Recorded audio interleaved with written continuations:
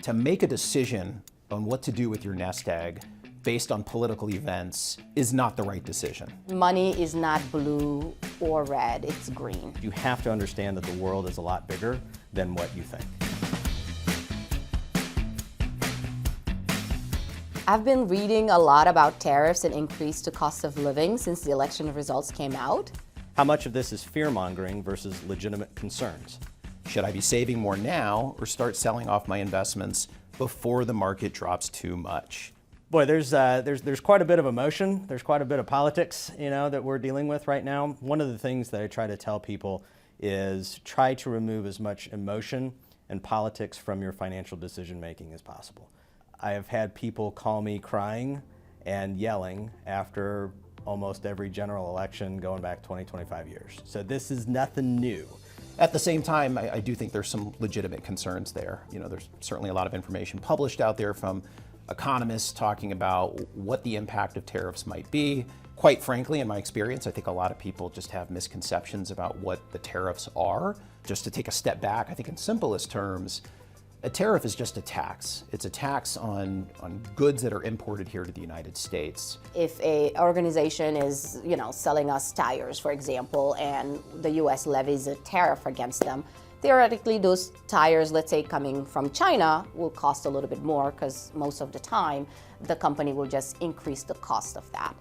The reason why the U.S. would do it is that they want to kind of give an edge to another company that is selling similar tires to us. We've seen them with solar, we've seen them with ship-to-shore cranes, we've seen them with different types of batteries. So inflation is the pace at which prices go up. I think what you're seeing is there's two camps out there.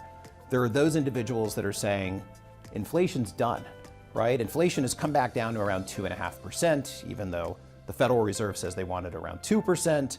But people say, hey, we're almost there, considering that inflation was over 9% at one point. There are those that say, hey, the fight is over, and technically they're right. But I think most people are frustrated with the damage that's already been done. The fact that prices have gone up and they're not going back down, at least in most circumstances. Inflation can be personalized. Your personal inflation depends on your spending habits, right? Even if all prices are going up, not all the prices of all the products and services and places that you go up at the same level. If you are shopping a particular brand, don't get too attached to it. There's always going to be alternatives available that can keep you at the expense level that you would like to have, right? If you vacation at a certain place, maybe switch that out. Don't get so rigid that you get caught up in these cost increases. I would almost think about it like a fire.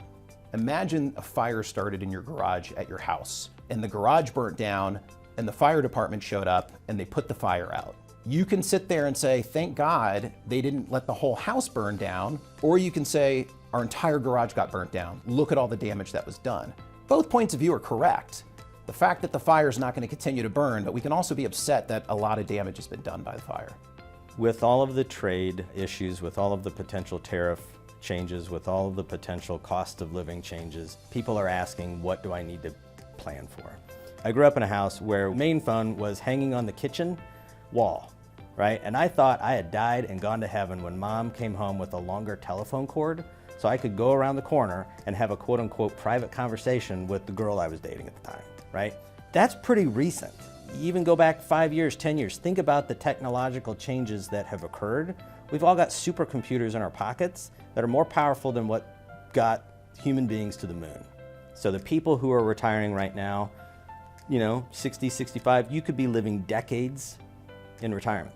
If you're thinking that your costs of living are going to stay the same right now, that they're going to be 20, 25 years from now, you really need to rethink your cash flow plan. So be flexible and do some research if budget is really tight. I love the bit about should I be saving more, because the answer is always yes. I have never met a client who is retired, starting a goal, whatever it is that you have tied to your financial plan, and it's accomplished and they sit there and say, darn it, Rose, I have saved too much. Like, that is not a thing, right? So should you be saving more? The answer is always yes, because even if markets go down and they go down more than you were expecting it, even if you had to retire early or you had to retire later, putting money systematically into your investments, into your savings, can erase a whole bunch of mistakes that you have made. And it is one of the things that are controllable. What can we really control? How much we save, how much we spend, and when we retire or when we want to accomplish that goal. Nobody knows where the market's going to go. You don't know, I don't know. Nobody knows with any sort of consistency what the market's going to do. And to make a decision on what to do with your nest egg based on political events is not the right decision. The reality is, if you feel like you need to reduce your stock exposure or reduce your risk, that should be a function of your personal situation. That should have nothing to do with politics. If you look back historically, markets tend to go up. They don't care who's in office. We saw that with the Biden administration. We saw it with the Trump administration. We saw it with Obama. You can go back several decades. The markets don't care who's in office. So you might make a huge decision and you might feel good about it for a week or a month or a year, but eventually you're going to regret making that decision to sell your investments based on politics. You know, should I start selling off my investments before the market drops too much? That's implying that the market is going to drop. That's implying that the market is going to drop, quote unquote, too much based on whatever your cash flow plan can tolerate. And that's also implying that you're going to be able to magically time the market on the sale and on the repurchase of those dollars back into the market. Market timing doesn't work because you have to make two perfect decisions. When am I going to get out? When am I going to get back in? If you're laying in bed at 3 o'clock in the morning staring at the ceiling, worried about things, well, yeah, you should probably start to rethink how much risk that you're taking on. But this idea of selling out at this perfect time, this idea that the market's going to drop too much and everything falls apart, you have to rewire your brain because your job is to not only get to retirement, but all the way through retirement and not be a burden on your family. Do not ever rush in and make changes because of something you've heard on the radio or on the news, because they have to generalize. They are speaking to millions of people. Ground yourself in facts. What are your facts? Am I still saving the amount I need to save to reach these goals? Am I still spending within the parameters I have set? If you do that, of course you can ignore the financial news that says you are in trouble. But the issue is a lot of people unravel because they are not very well aware of their own financial situation. So if that's what's making you unravel, you need to check that first. You need to know your numbers. You need to know why those numbers exist. Don't also just take the rule of thumb, when I retire, I need to take out 4% of my portfolio. Maybe you can afford more than 4% of your portfolio. Maybe you need less than 4% of your portfolio.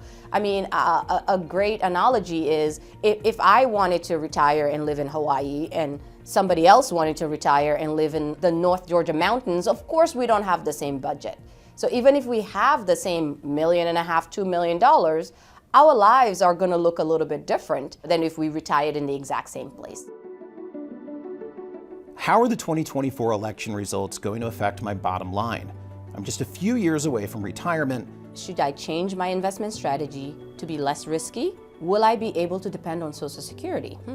The 2024 election results, it just happened, right? We have no idea what type of implications there are for your personal financial situation. The last thing you want to do is try to anticipate what's going to shake out. So you should be extensively diversified. You should already have an appropriate investment mix in place where you're prepared regardless of who wins the election. So I would not rush out and make any decisions based on what's going on with the election results. The 2024 elections are not going to impact your bottom line for the most part. Your bottom line is your bottom line, right? You have goals that are set. You have a certain amount of money that you've already saved. You have a few tools, a few levers you can pull between now and retirement. And then you have the retirement that you want, right? It doesn't matter in the grand scheme of things who is in the White House. Obviously, I want to be sensitive to the fact that, of course, if your guy won, you're excited. If your guy didn't win, or gal, you're not excited, right? But that is different from what your spreadsheet looks like, what you have saved look like.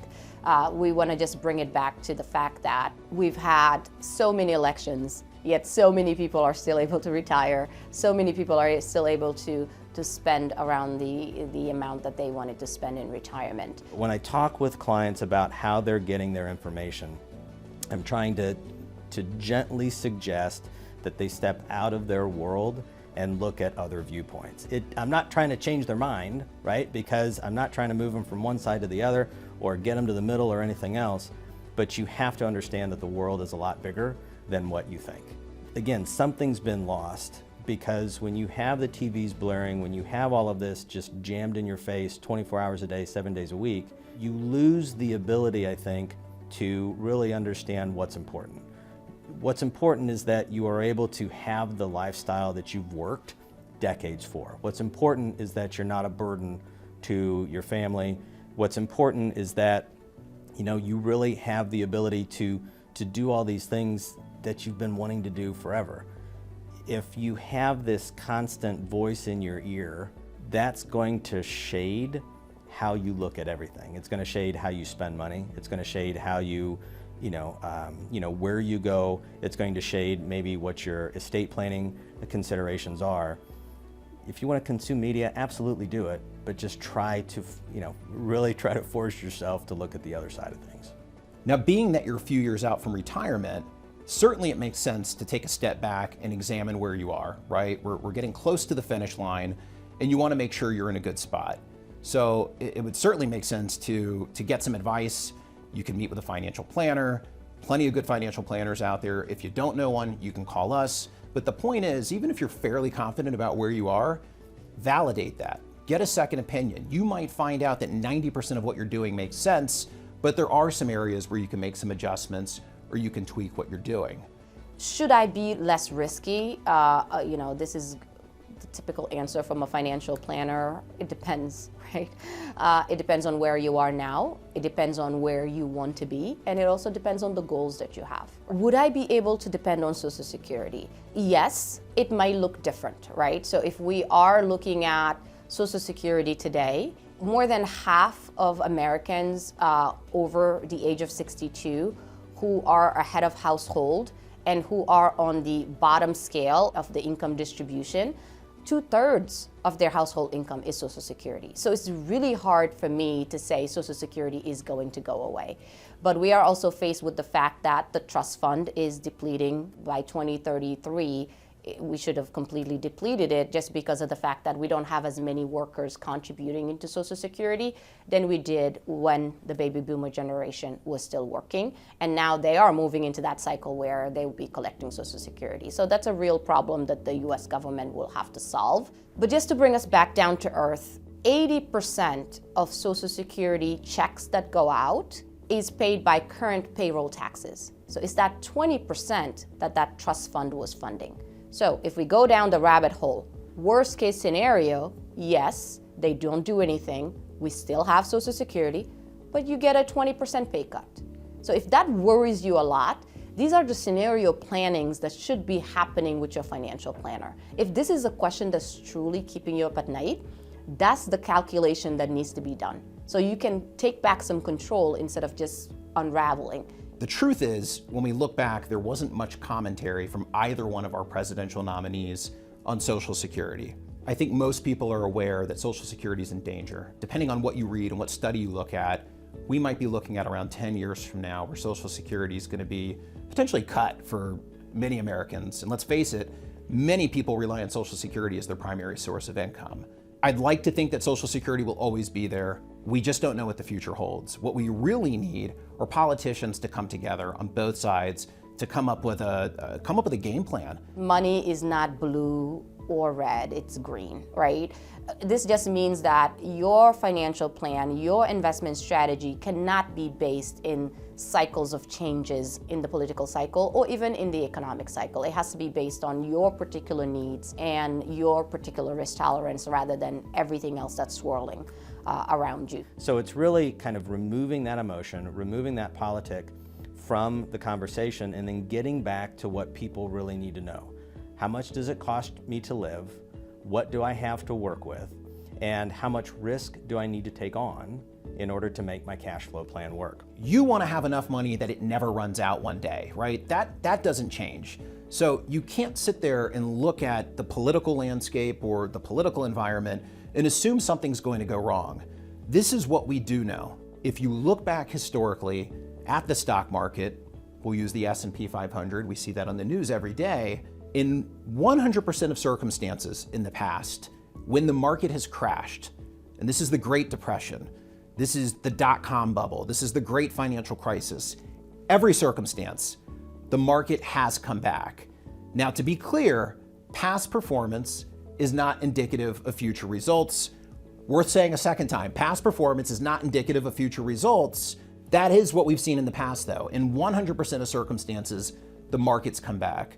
So to make a decision today, because you think now is going to be different, is going to be costly. That's going to be a huge mistake because you think this time is different. In fact, that's 4 of the most dangerous words in investing. This time it's different. You always feel that way.